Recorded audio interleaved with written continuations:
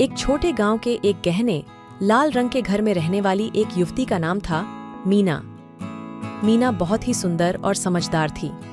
उसकी शादी एक सच्चे और उत्कृष्ट व्यक्ति से हो चुकी थी, जिनका नाम था अमित। अमित भी बहुत ही बदौलत और उदार व्यक्ति थे। मीना के गांव में ही उसके सास ससुर रहते थे, जिनके नाम थे रामदेव और अमिताभ। दोनों रामदेव और अमिताभ बहुत ही अच्छे मानव थे, लेकिन मीना के सास अमिताभ की माँ बहुत ही खिल्ली मिल्ली और नाराजगी की महिला थी। उसका नाम था शांता। शांता अपने दमादी अमित के साथ कभी भी खुश नहीं थी। वह हमेशा मीना को ताने मारती रहती थी। चाहे वह कुछ भी करे, शांता को उसमें कोई खुशी नहीं आती थी। एक दिन सुबह की धूप में मीना जीजा अमित के साथ खेत में काम कर रही थी। वहां पर गर्मी बहुत ज्यादा थी और मीना उसे बहुत मेहनत से काम कर रही थी। तभी शांता आई और उसने मीना को डांटते हुए कहा, ये कैसे काम कर रही हो? इतनी देर तक खेत में क्यों लगी हो?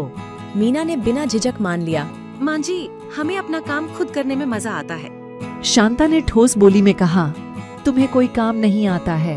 तुम तो घर की मर्दानगी का ख्याल भी नहीं रख सकती। अमित ने जाकर अपनी माँ को धीरे से कहा, माँ छोड़ो ना, मीना को तुम बहुत परेशान करती हो। लेकिन शांता को अमित की बात गले तक नहीं आई। वह नकारात्मक विचारों में डूबी रहती थी और मीना को लगातार ताने मारती रहती थी। दिन बीतते गए और शांता की बदतमीजी बढ़ती गई। उसने मीना को घर की सारी जिम्मेदारियां ठुप करवा दी। वह उसे खुद के इरादे और सोचने का कोई मौका नहीं देती थी। अमित, मैं इस हालत से परेशान हूँ। मैं नहीं चाहती कि हमारा रिश्ता इसी तरह बिगड़े। अमित ने उसे धीरे से समझाया। मीना, मैं तुम्हारे साथ हूँ। मैं तुम्हारा साथ कभी नहीं छोड़ूंगा। वहीं शांता की तानाशाही और मीना की मेहनत ने घर की माहौल को खराब कर दिया। उस घर में शांति और समरसता की बात कहीं नहीं जा सकती थी। एक दिन शांता ने मीना को बेहद ज्यादा ताने मारे। उसने कहा, तुम्हारे काम में बस खराबी है, तुम कुछ नहीं कर सकती। मीना ने अपने होश में उत्तर दिया, माँ जी, मैंने अपनी पूरी कोशिश की है। आपकी नाराजगी की वजह से मैं सही से काम नहीं कर पा रही हूँ। अमित ने आकर बोला, माँ, ये सही नहीं है। आप इतना नकारात्मक क्यों हैं? मीना को अपने तरीके से काम करने का मौका तो दीजिए। शांता ने अमित को बात करते हुए कहा, तुम्हारी बात से मेरी क्या बेगुनाह बेटी का भाव कुछ बदलेगा? नहीं ना। अमित ने उसे साहस और सही मार्ग की बातें समझाईं, लेकिन शांता की जिद और अधिक हो गई। इस तरह चलती रही कुछ हफ्ते। घर के बातों में बदलाव नहीं आया।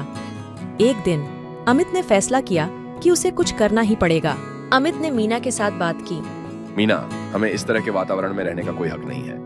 हमें खुद को सबूर रखना होगा। मीना ने उसकी बातों को समझते हुए अमित का साथ दिया। दोनों ने मिलकर काम किया और खुद को साबित करने का प्रयास किया। कुछ समय बाद अमित ने अपनी माँ से बात की। माँ, इतनी नकारात्मकता की कोई जरूरत नहीं है। हमारी सभी चीजें सही हैं। शांता ने उसकी बातों को सुना और समझा कि उसका बिगड़ा रवैया अब खुद के हानि के लिए है। शांता ने मीना से माफी मांगी। मीना, मैं तुम्हें गलती से ताना मारती रहती हूँ। मैं समझ गई हूँ कि तुम बहुत मेहनती और समझदार हो। मीना ने भी उसे समझा। माँ जी, आपकी आशीर्वाद और समर्थन के बिना मैं कुछ भी नहीं हूँ। उस दिन से शांता ने मीना का साथ दिया और घर का माहौल बहुत ही सुहावना हो गया। सास बहू के रिश्ते में भी बदलाव आया और सभी के बीच सम्मान और प्यार का वातावरण बना रहा।